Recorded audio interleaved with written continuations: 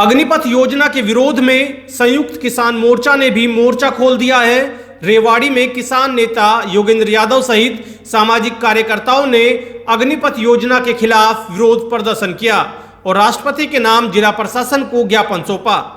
योगेंद्र यादव ने कहा कि सेना में भर्ती होने वाले बच्चे किसानों के बच्चे ही होते हैं। जिस तरह से जवानों ने किसान आंदोलन को कामयाब करके कृषि बिल वापस कराए थे, उसी तरह से जवानों के लिए संयुक्त किसान मोर्चा आंदोलन करेगा और अग्निपथ योजना को वापस कराएगा, जिसके लिए जन मोर्चा का गठन किया गया है। योगेंद्र यादव ने कहा कि अग्निपथ योजना युवाओं के साथ एक छलावा है। जिस इलाके से 3000 से 4500 बच्चे सेना में हर साल भर्ती होते थे, उस इलाके में अब महज 900 से 1000 युवा ही भर्ती हो पाएंगे। उन्होंने मुख्यमंत्री के रोजगार देने की गारंटी के बयान पर कहा कि जो प्रदेश के पूर्व सैनिक हैं, उनमें से 2% पूर्व सैनिकों को हरियाणा सरकार अब तक नौकरी नहीं दे पाई है। उन्होंने कहा कि एक तरफ चीन भारत की जमीन पर कब्जा कर रहा है, वहीं दूसरी तरफ मोदी सरकार सेना में जवानों को कम कर रही है। क्योंकि ये जो अग्निपथ योजना है, ये इस देश के भविष्य के साथ खिलवाड़ है। खिलवाड़ है इस देश की रक्षा के साथ, खिलवाड़ है युवाओं के भविष्य के साथ, और खिलवाड़ है इस इलाके के साथ जिस इलाके में आज हम हैं, अहिरवाल, दक्षिण हरियाणा, कुल मिला के ये किसानों के साथ षड्यंत्र है। जिस क्षेत्र ने आंदोलन किए, जो क्षेत्र खड़ा हुआ, उस क्षेत्र के खिलाफ ये संघर्ष, ये सरकार की तरफ से षड्यंत्र है। रद्द तो होगी, रद्द ये अग्निपथ इसलिए होगी क्योंकि युवाओं को इसने अग्नि के पथ पे धकेल दिया है और वही ड्रामे होंगे। पहले कहा जाएगा मोदी जी वापस नहीं लेंगे, फिर कहा जाएगा आंदोलनकारी ये हैं वो हैं, और फिर आखिर में जब सरकार के सामने सच आ ही जाएगा, जब ये देश इनको सच्चाई का आईना देखने के लिए मजबूर करेगा, तो सरकार को पीछे हटना पड़ेगा। आपके बीच में मैंने कई बार एक वाक्य बोला था, दोबारा बोलता हूँ। 3 कानूनों के बारे में मैंने कहा था, मोदी जी जितना जल्दी वापस ले लोगे सस्ता सौदा होगा, जितना देरी करोगे महंगा सौदा होगा।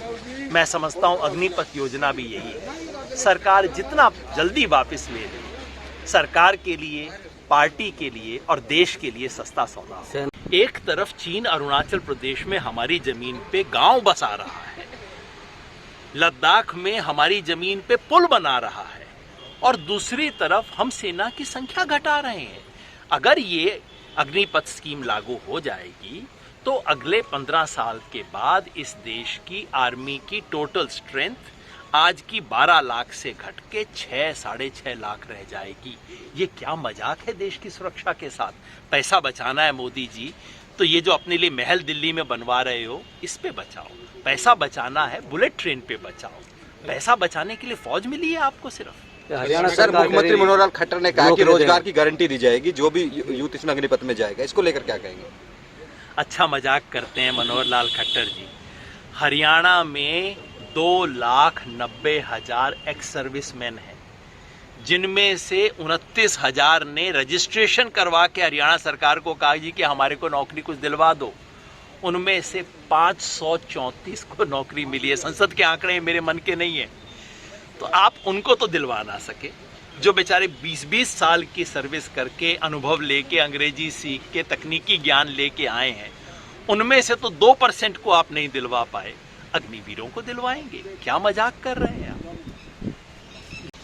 संयुक्त किसान मोर्चा ने स्पष्ट फैसला किया है कि नौजवानों की इस लड़ाई में हम उनके साथ हैं, क्योंकि ये जो जवान है, ये वर्दी पहने हुए किसान है, ये हमारा बच्चा है, और इसकी लड़ाई में सरकार अगर उन पे दमन करती है तो संयुक्त किसान मोर्चा छतरी बन के आएगा। यहाँ हरियाणा में, यहाँ रेवाड़ी में बेरोजगारों के समर्थन में मंच बना लिया है, मोर्चा बना लिया है। ऐसे मोर्चे सब जगह आएंगे। अगर आप हमारे लड़कों पे इस तरह का अन्याय, अत्याचार करोगे, हम चुप नहीं बैठेंगे। लोकतांत्रिक संघर्ष से किसान आंदोलन हमारे युवाओं के लिए छतरी बन के आएगा, उनके साथ लड़ेगा।